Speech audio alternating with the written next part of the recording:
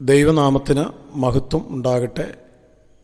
ദൈവം തന്ന അനുഗ്രഹിക്കപ്പെട്ട ഈ ദിവസത്തിനായി നമുക്കെല്ലാവർക്കും ദൈവത്തെ മഹത്വപ്പെടുത്താം.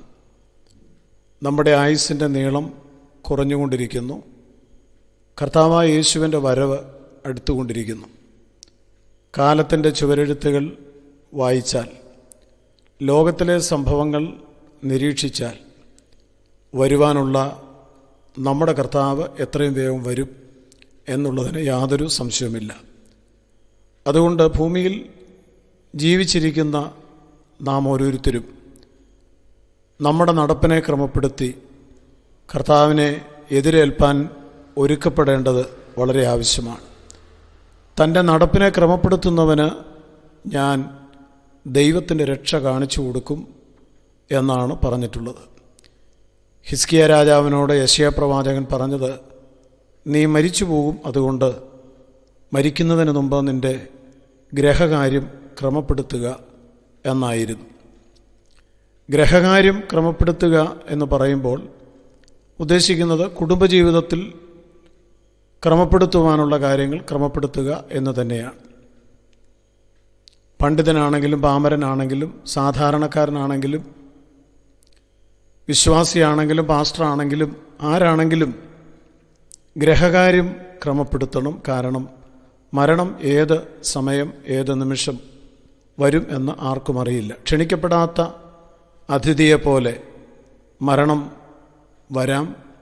മരണവും നാമും തമ്മിൽ ഒരടി അകലം മാത്രമേ ഉള്ളൂ എന്ന് എപ്പോഴും വിചാരിക്കണം. അതുകൊണ്ട് നാം ക്രമീകരിക്കുവാനുള്ള എല്ലാ കാര്യങ്ങളും ക്രമീകരിക്കേണ്ടത് നമ്മെ സംബന്ധിച്ച് വളരെ അത്യാവശ്യമുള്ള ഒരു കാര്യമാണ്. മരിച്ചു പോയതിന് ശേഷം ആർക്കും ഒന്നും ക്രമീകരിക്കുവാൻ കഴിയുകയില്ല. ഭൂമിയിൽ ജീവിച്ചിരിക്കുന്നവർക്കും മരിച്ചു പോയവരുടെ ഒരു കാര്യവും ക്രമപ്പെടുത്തുവാനായിട്ട് സാധിക്കുകയില്ല. അതുകൊണ്ട് യെശയ്യാ പ്രവാചകൻ ഹിസ്കിയാവിനോട് പറഞ്ഞതുപോലെ നിൻ്റെ ഗ്രഹകാര്യം ക്രമപ്പെടുത്തുക. കുടുംബജീവിതത്തിലായിരിക്കും ഏറ്റവും കൂടുതൽ ക്രമീകരണങ്ങൾ വരുത്തുവാനായിട്ട് ഉള്ളത്. മനുഷ്യരോടുള്ള ബന്ധത്തിൽ നാം ക്രമപ്പെടുത്തേണ്ട, ക്രമീകരണം പ്രാപിക്കേണ്ട, നിരപ്പ് പ്രാപിക്കേണ്ട വിഷയങ്ങൾ ഏതൊക്കെയാണെന്ന് ദൈവത്തിൻ്റെ സന്നിധിയിലിരുന്ന് പരിശോധിക്കേണ്ടത് ആവശ്യമാണ്. കാരണം നിത്യത നഷ്ടപ്പെടുത്തുന്നതൊന്നും നമ്മുടെ ജീവിതത്തിൽ ഉണ്ടാകുവാൻ പാടില്ല.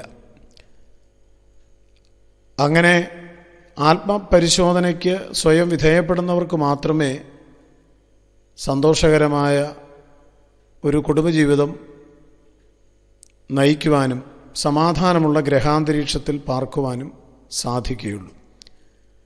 ഞാൻ പരദേശിയായി പാർക്കുന്ന എൻ്റെ ഭവനത്തിൽ നിൻ്റെ ചട്ടങ്ങൾ എനിക്ക് കീർത്തനം ആകുന്നു എന്ന് സങ്കീർത്തനക്കാരൻ പറഞ്ഞിട്ടുണ്ട്. ഉല്ലാസത്തിൻ്റെ ജയത്തിൻ്റെയും ഘോഷം നീതിമാന്മാരുടെ കൂടാരങ്ങളിൽ ഉണ്ട് എന്നാണ് ദൈവത്തിൻ്റെ വചനം. ഇതിനൊക്കെ മേൽപ്പറഞ്ഞ കാര്യങ്ങൾ നാം ശ്രദ്ധിച്ചിരിക്കേണ്ടത് വളരെ ആവശ്യമാണ്. ഒന്ന് രണ്ട് ചിന്തകൾ ഇതിനോടുള്ള ബന്ധത്തിൽ നാം പങ്കുവയ്ക്കുകയാണ്.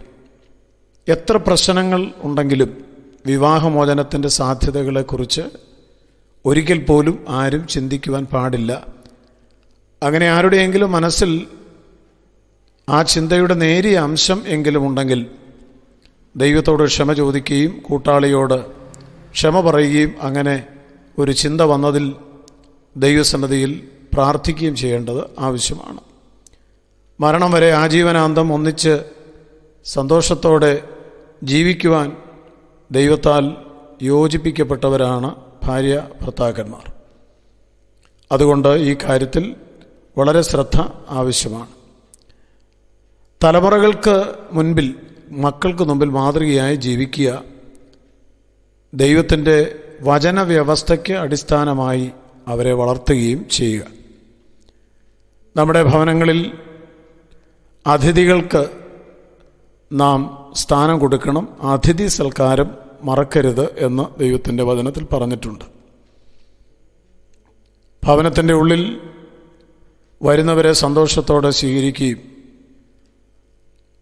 അവർക്ക് ആവശ്യമായത് നൽകിക്കൊടുത്ത കൂട്ടായ്മ ബന്ധം നിലനിർത്തുകയും ചെയ്യേണ്ടത് ആവശ്യമാണ്.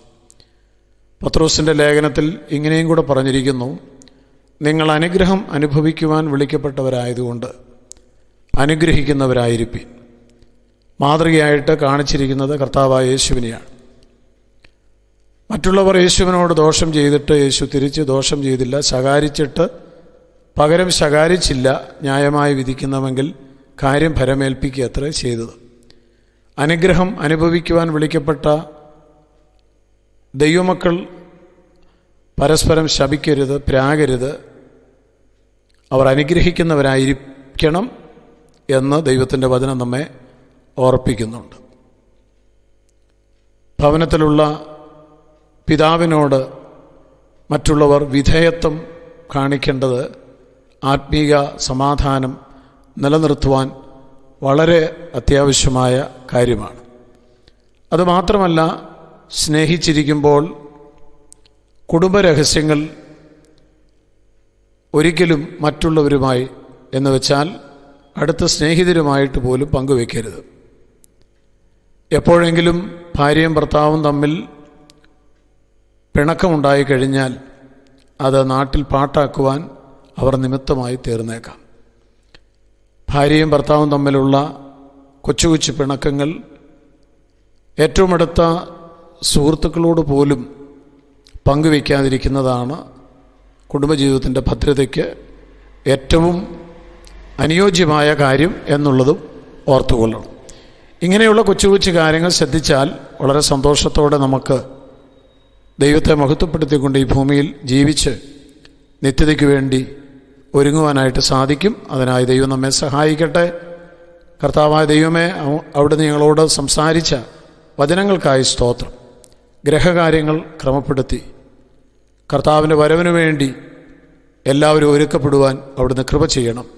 യേശു ക്രിസ്തുവിൻ നാമത്തിൽ തന്നെ ആമേൻ. ദൈവം എല്ലാവരെയും അനുഗ്രഹിക്കട്ടെ. കാഹളനാദം കേൾക്കാറായി കുഞ്ഞാട്ടിൻ കാന്തേ, വ്യാകുലകാലം തീരാറായി